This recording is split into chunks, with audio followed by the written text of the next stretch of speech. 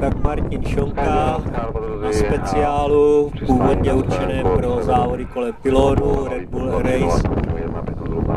Dneska mírně modifikován, maximální rychlost 406 km. A Martin Šonka jako vojenský pilot se jako jediný od nás zúčastnil závodu kolem pylónu. A je to pán, který umí.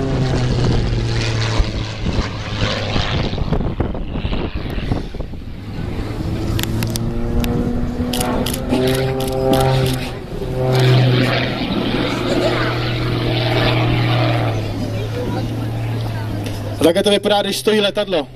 Takže nejenom Harrier to umí.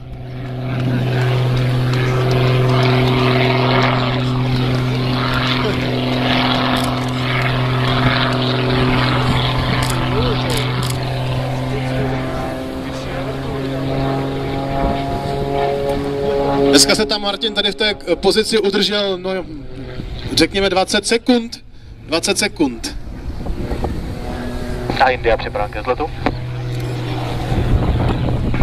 Vzhled na sever a akrobacie nad extra 300, takže nenarušíte sektor. No pane, bude to na sever, jo?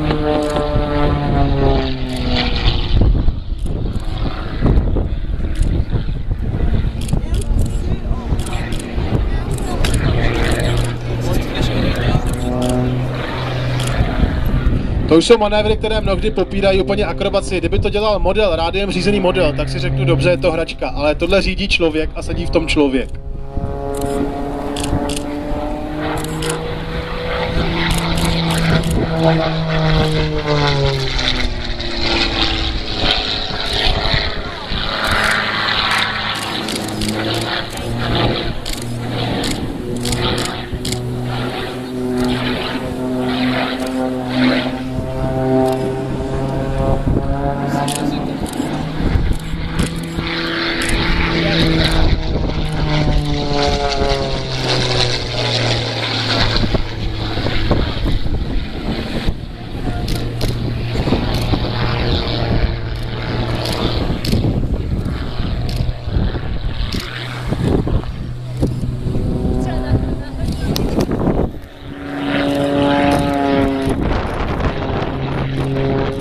Vývrtka na motoru, plochá vývrtka na motoru a teď slyšíte, kdo se vyzná v motorech, ten řev. Ano,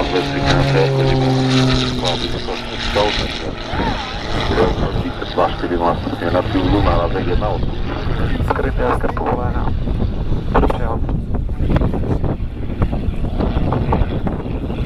A už tady z těch prvních ukázek je patrné, že konstruktéři prostě postavili letadlo kolem motoru. Stroj bude přemotorovaný, to každopádně. A jenom připomínám, že pilot pořád musí vědět, kde je, v jaké pozici směrem k zemi se nachází, kde jsou diváci.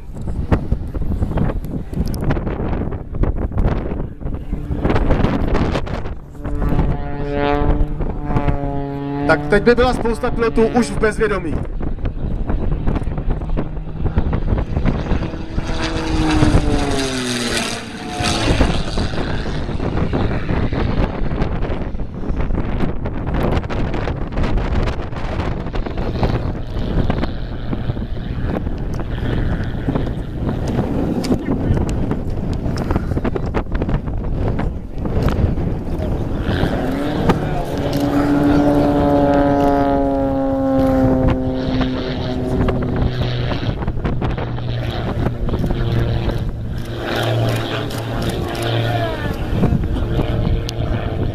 Jsme tady počítali s kolegou ten výkrut a já myslím, že to bylo 10 těch přemetů, těch výkrutů.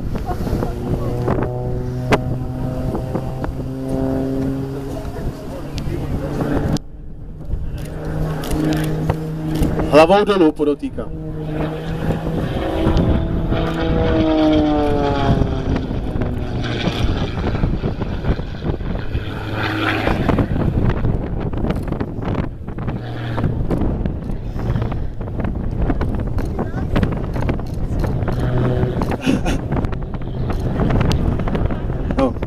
Každý, kdo někdy seděl v letadle, tak si asi dovede představit, co teď se děje na palubě. Já jsem Kdysi dávno jsem tady kluky přemluvil, ať pouštíme radiokomunikaci divákům a teď mě napadlo, že včera mě to napadlo, že bychom měli dávat některým pilotům kameru do kokpitu, akorát musím vymyslet, jak pak ten obraz zprostředkovat vám sem na zem.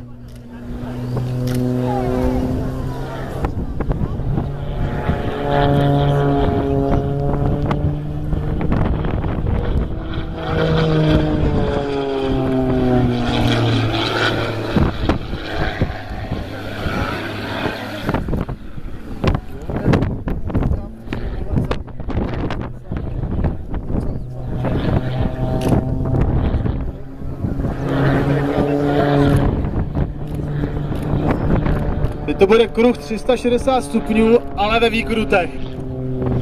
Já už je nepočítám, se přiznám.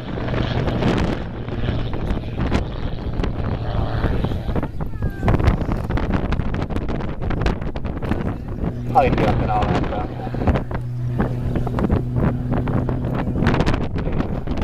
Severu přistání po nějakou vyzvaná vítr 24 hlasů, 1,7 uzlů, nárazek 2,2.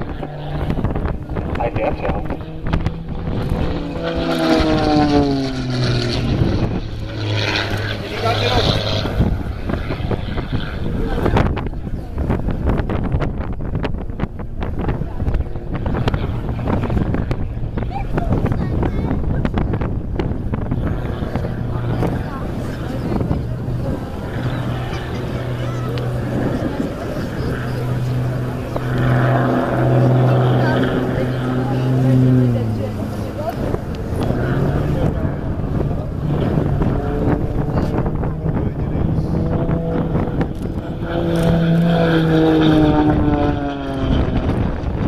Já jsem tady sondoval něco ze soukromí Martina Šonky, tak kromě toho, že je mu 33, no, tak...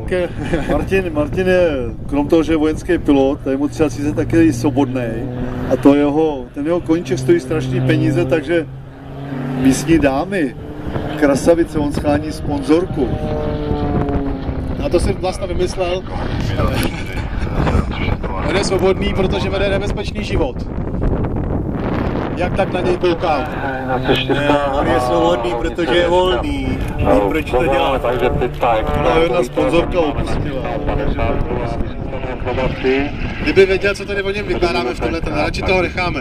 Od nich měli jít tu máme 2,4 hlasů, 1,4 uzlů, nárazek 2,2. A 1,0 je připravila na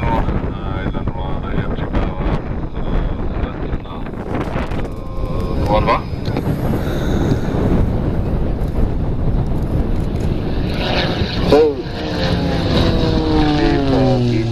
Z 55, něco při 55. Počítám 55 a potom by to rovnou odlet Rockville. Ano, z čísla rovnou odlet Rockville, počítám, s tím počítat. A Oscar jde Oscar finále na sever. Oscar India, Oscar a přistání na stránku od severu povoleno, vítr 2,5 stupňů, 1,3 uzlů, nárazek 1,8. Oscar povoleno.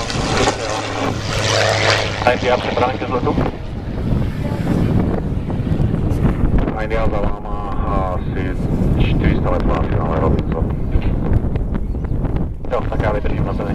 No, opěra do posledního průletu.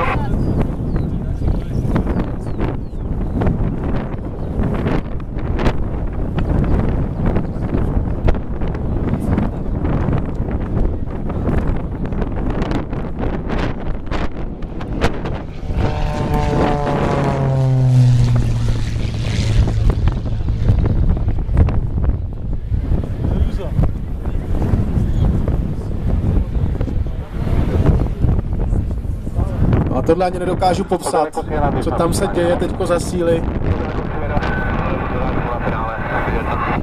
Podvozí 3 levá, ale řekl 2,1, přistání povolenou. Přistání povolenou, daleko svěda.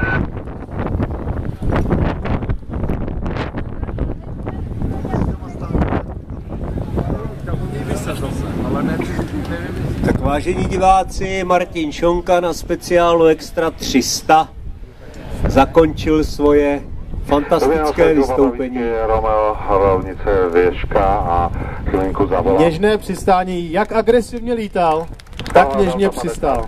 Stupná v rauti 1 levá a čekej. Já jsem to říkal, že Česko má celou řadu velmi dobrých, skvělých pilotů. Neví se, nejsou to až takové celebrity jako třeba jiní sportovci, ale myslím si, že jste měli společně s tím Skyboxem Red Bullu šanci vidět, že to je skutečně špička na nebi. Přijel k vám blíž, ještě vám je trošku začoudil, ať si užijete. To mávání je tam slabé a my tam vidíme, vy to práskne. Kdyby vás náhodou někdy chtěl svést, tak víte, co vás čeká.